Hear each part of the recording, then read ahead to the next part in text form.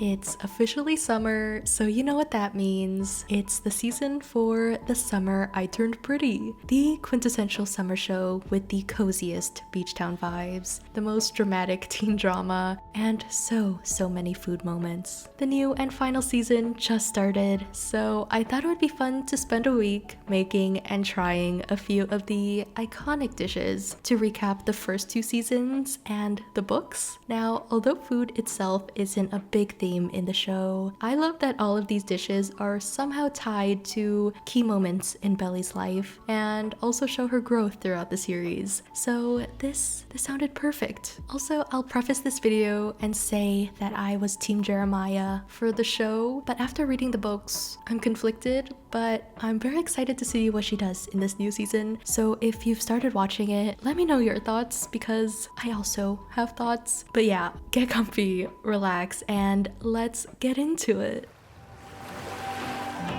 Every birthday I've ever had has been here, in this house. It's always the same. Mom makes me Mickey Mouse pancakes. Everyone gives me presents. From the very beginning of the series, one of the major themes we see is Belly trying to break out of that little kid image everyone still has of her, which I think is something most of us can probably relate to as well. So, although she loves her mom's Mickey Mouse birthday pancakes, 16-year-old Belly rejects them this summer. However, I'm not one to reject a sweet breakfast treat, so let's make ourselves some Mickey pancakes. Now, I'm an avid believer that pancakes should be a one bowl ordeal, so grab a mixing bowl and place all of the wet ingredients, starting with the sugar and melted butter, followed by the eggs, a pinch of salt and vanilla for flavor, and the milk.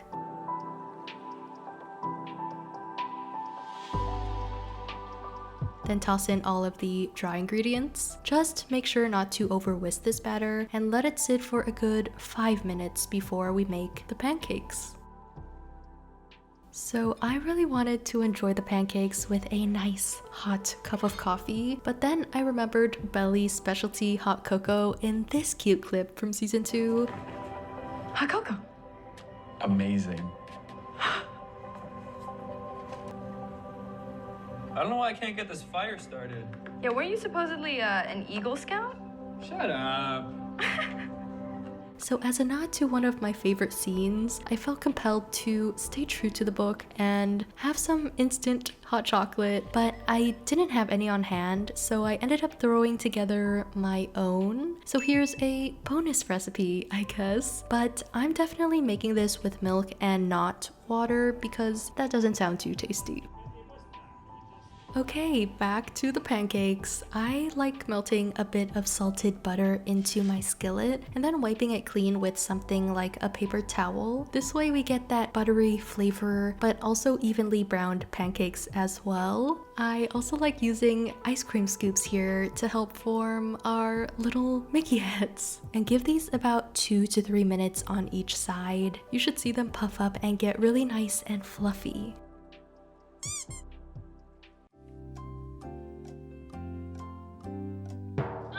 And yeah, just repeat that with the rest of your pancake batter.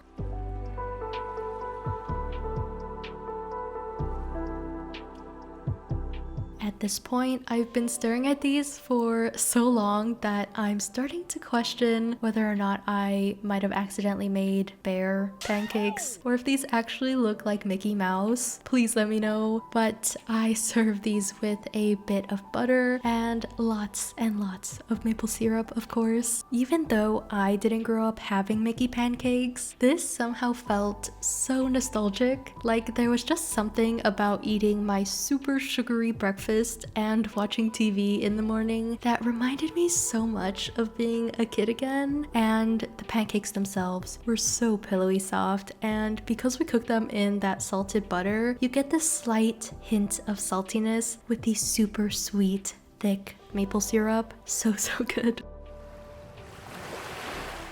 This next one is probably the most iconic and the most significant food of the series. Muffins on our show are really significant. How many times do muffins appear on the show? Twice. Do you know the Once. actual answer to this? No, I don't know. These quote-unquote good muffins do in fact appear twice in season 1. At the very beginning of the show, we get a flashback to the other boys bullying Belly, and Conrad being the one to kindly hand the muffin back to her. But in the season finale, we get quite the opposite. This is definitely a turning point in the love story, and I think Lola, the actress who plays Belly, puts very beautifully. Conrad brings the muffins in and Belly's like, no. That's right. People get really sad by that because they're like, why didn't you just take a muffin? Because the muffins are representing this relationship, this door that is closing between Conrad and Belly in that moment. It's Belly being her own independent. So to find out what all the fuss is about with these so-called good muffins, I needed to try them for myself. Jenny Han, the author, actually shared a recipe for them, and she calls them dirt bombs, which are like cinnamon sugar donuts but in muffin form. I knew I wanted to take them a step further and make cinnamon roll muffins with a cream cheese glaze, just because doesn't that sound so good? So to a small bowl, add brown sugar, flour, salt, a generous sprinkle of cinnamon, plus melted butter. Letting this set up in the fridge while we make the muffin batter. Oh, this is also going to be the cinnamon roll filling, by the way. And I didn't want to waste any of that flavor, so into the same bowl, stir together the dry ingredients. That's flour, baking powder, and baking soda, and also a pinch of salt.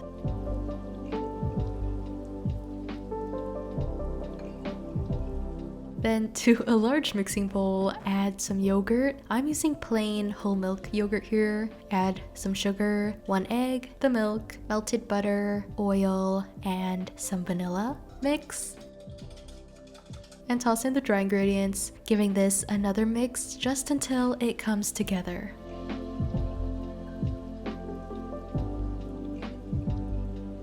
And that's the muffin batter. Okay, let me know if I'm the only one who thinks this, but there's just something about a bakery style muffin. So here are my tips to get those extra fluffy, super tall, crispy bakery style muffins. Let the batter sit for 20-ish minutes before filling your muffin liners. You might also notice that I'm skipping every other spot here, and that's because we're filling these all the way to the top. So this gives our muffin space to rise and spread and get the crumble on top super nice and crispy. And then bake these at 425 degrees for the first 8 minutes and turn the oven down to 350 to let them finish baking for another 12 or until they're nice and golden brown. As I was waiting for these to cool down a bit, I threw together a really quick little cream cheese glaze, which I think really brought everything together. I mean, just look at these. But yeah, add as much or as little as you like.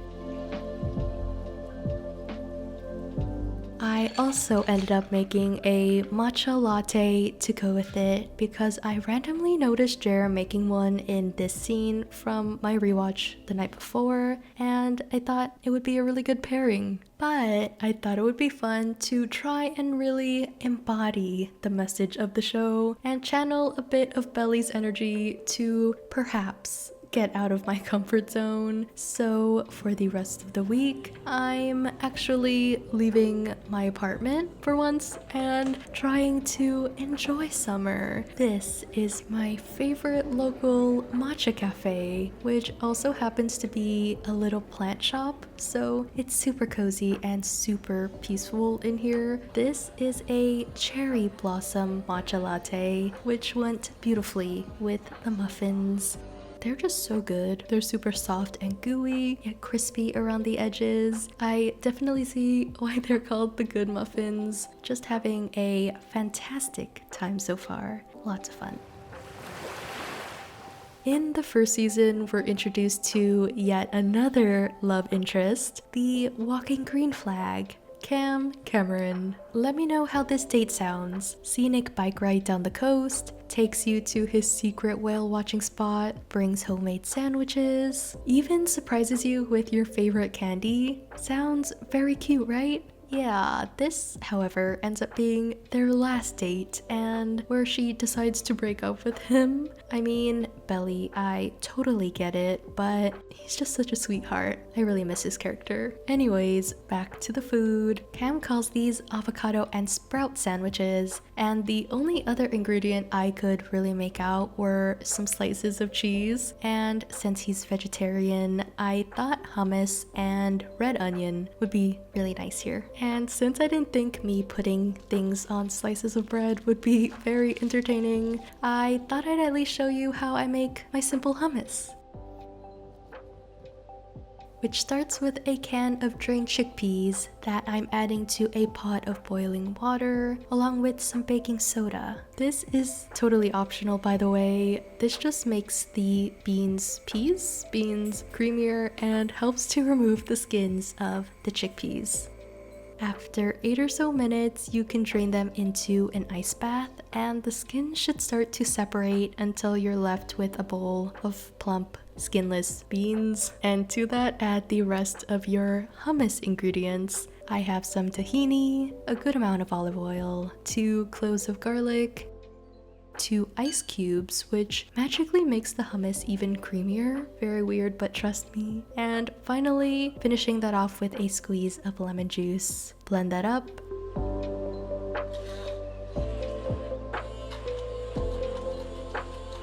And you have a super easy hummus. Welcome to this corner of my kitchen that you never get to see. I'm just toasting some whole wheat bread here. If you're one of those people that don't like toasted sandwiches, if you are an untoasted sandwich person, I don't even know what to say to you, but I guess don't toast it. It just won't be as good.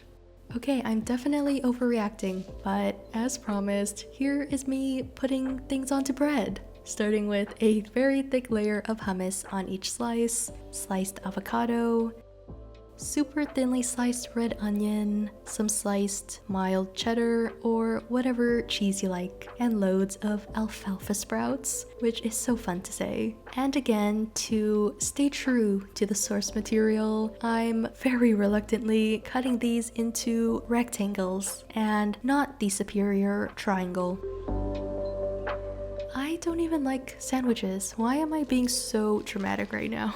I coincidentally had a doctor's appointment that afternoon at none other than Stanford University, aka where college goes to medical school in season 3. So I packed this up and had a little solo picnic on campus afterwards. It was so unbelievably peaceful here. I just got to spend some time enjoying my sandwich and reading in the sun for a little bit. Again, not the biggest sandwich person, but this was such a satisfying combination of textures, from the crisp bread to the creamy avocado and also the hummus with the crunch of the veggies. I had the best time.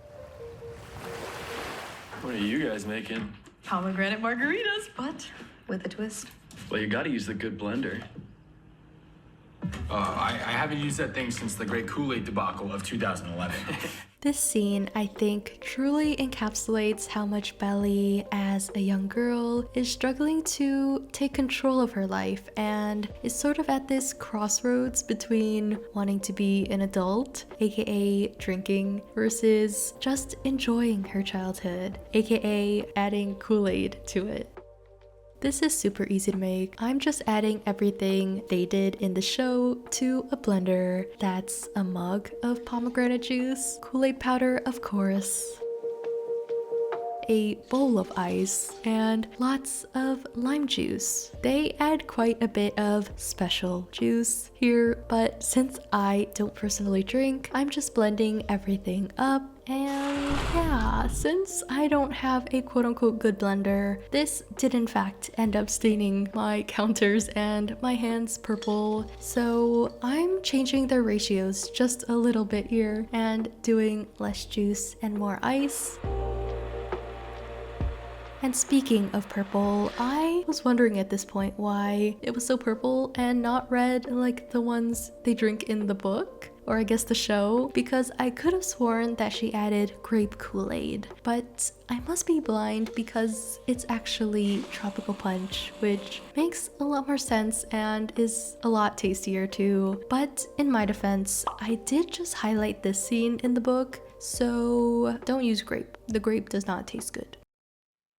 This does indeed taste just like a Slurpee in the best way possible. It's super refreshing and I love how tangy it is. It's almost like drinking a Sour Patch Kid. Oh, and if you do end up adding any alcohol, don't be like Belly and overdo it, because what happens next is such a hard watch. I'm already cringing from secondhand embarrassment.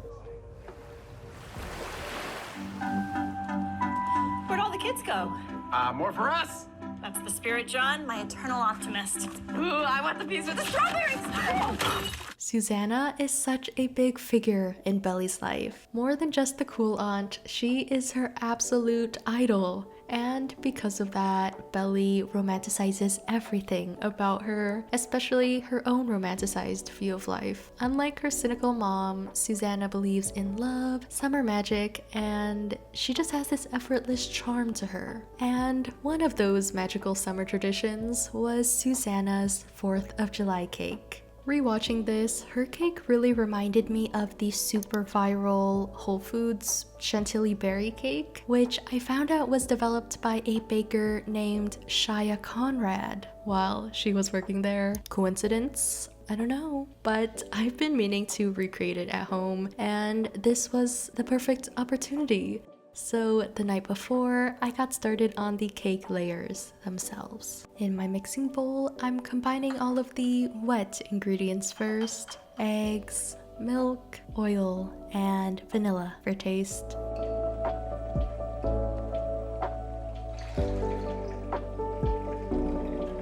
And in a separate bowl, I'm adding all of the dry ingredients. That would be cake flour, sugar, salt, baking powder, and last but not least, some instant pudding mix. Sounds weird, but it just makes the cakes even richer and moister. On that same note, I'm trying this new technique I saw called reverse creaming, where I'm tossing in cubes of softened butter and mixing that into the dry mix, which supposedly makes the cakes even fluffier. I ended up switching to my hands here, just until it started to almost resemble like a wet sand.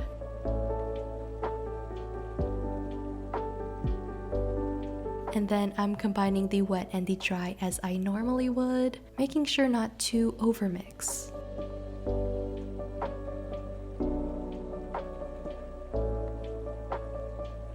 I divided this evenly between my 3 6-inch cake tins and allowed them to bake for around 25 minutes or until nice and golden brown.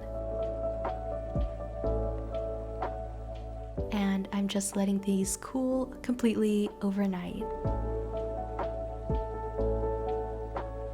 The next morning, I got started on a berry simple syrup to keep the cake moist, which seems to be a very big theme here. You can use any berry jam that you like. I'm using blueberry because I just happen to have some in the fridge, but we're just simmering that down with some sugar, some water, and some lemon juice for a couple of minutes.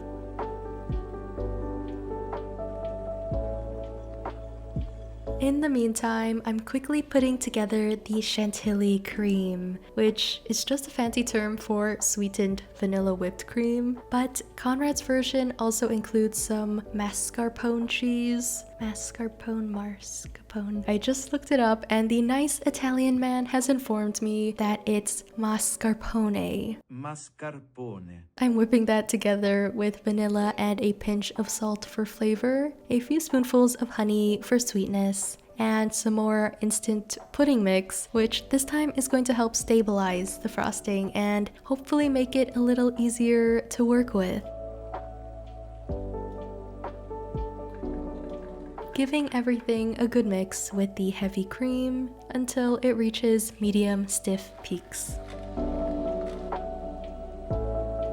And now we can finally assemble the cake. I'm placing the first layer onto my cake stand with a dollop of cream underneath, just to make sure that nothing moves around too much while we do our thing. But yeah, I'm brushing on some of the berry syrup we made earlier before spreading over a scoop of the cream and following that up with our berries. I'm sticking to blueberries and strawberries here to go with the whole America theme, like red, white, and blue. Just using a bit more cream to kind of lock those in.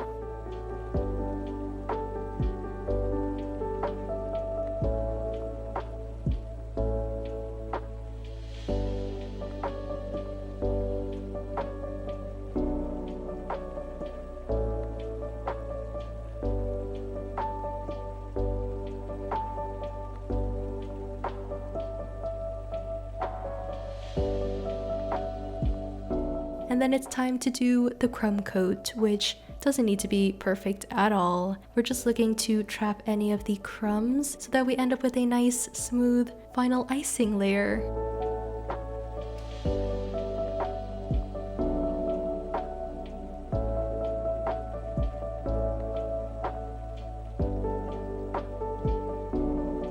Beck's cake in the show has the literal flag made of berries, which is actually really cute and kind of iconic.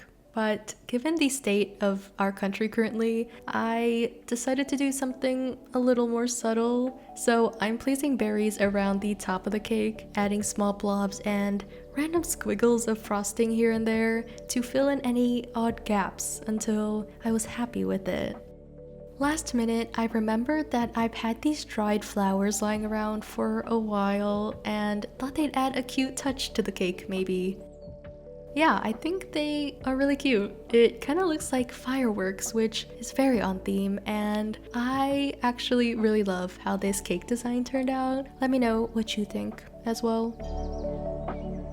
This is the perfect summer dessert in my mind. You have the super moist cake, packed with so much fresh fruit, wrapped in this rich yet cloud-like vanilla cream. I loved it so much that I actually ended up making a mini version for my birthday, which is actually on the 4th of July. And of course, I had to go celebrate at the beach. And finally, we ended season 2 with an episode titled Love Triangle. As expected, there's lots of tension between the brothers, big confessions, and big choices for Belly to make. One of which is which candy to pick. Don't waste your money, buddy. She likes his better. They're practically the same. Not the Belly. She thinks Swedish fish tastes like candles. She likes sour. Why do you even care? Fans online have gone feral over this scene, coming up with theories about which brother knows Belly best, what it says about her different relationship with each of them, and even making connections to scenes in the 3rd book, and ultimately, whose endgame. I just want to throw out there that Cameron remembered her saying her favorites were fruit roll-ups after just meeting her, but alas, I thought it would be fun to attempt to make homemade Swedish fish and Sour Patch Kids to be a fun and symbolic way to end this recap and get excited about season 3. I also thought it would be fun to really commit here and make my own candy molds. 1, because I couldn't find anything similar enough, and 2, because I just really wanted to channel my inner Claire Saffitz. I love her. I would die for Claire from the Bon Appetit Test Kitchen. I got this food-safe mold putty kit from my local craft store, and it was basically like playing with Play-Doh, except I only had 3 minutes to make these, so a little more high stakes than that. Then I just pressed each piece of candy into the putty.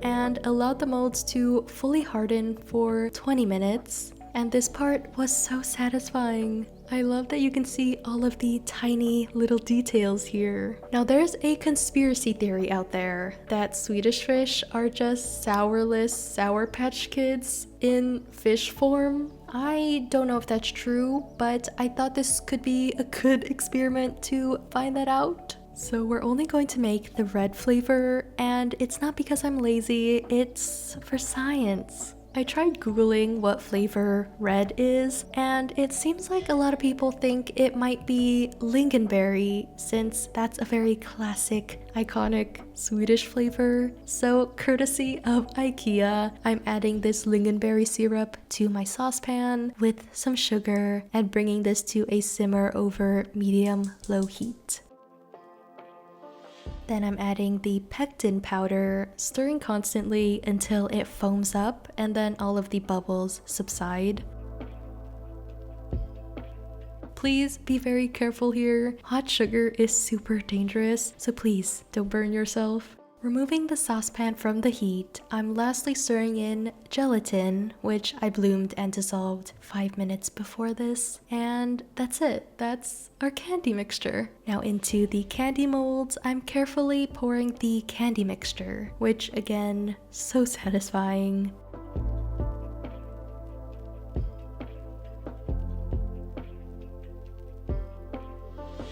And then I put these in the fridge to set for, I think, 4 hours. At this point, the candies are more gummy-like, so to give them that chewier, firmer texture, I removed them from the molds and let them sit uncovered this time in the fridge overnight. And the next morning, all I had to do was coat them. So for the Swedish fish, that's just plain powdered sugar. And for the Sour Patch Kids, I'm mixing together a bit of sugar and citric acid powder. I ended up adding quite a lot here because I've always felt like Sour Patch Kids could benefit from like 5 times as much sourness. Like they could definitely be a lot more sour than they are. But yeah, I'd recommend adding it little by little until you're happy with it. I love that you can see all of these little details, and to be honest, I think they look pretty similar to the original candies. Because I didn't add any food coloring, I think you can definitely see the difference between the Swedish fish, but I feel like the Sour Patch Kids could be convincing. These were so much fun to eat, even half melted, while trying to pretend like I understood what was happening during this baseball game. That's everything I have for you today. This one was so much fun. I really enjoyed all of these simple summery recipes and getting out of my comfort zone a little bit this week. And if you started the new season, again, I'd love to hear your thoughts because things are crazy. So yeah, let's chat. But as always, thank you so much for spending time with me today. I'll see you soon. Bye bye.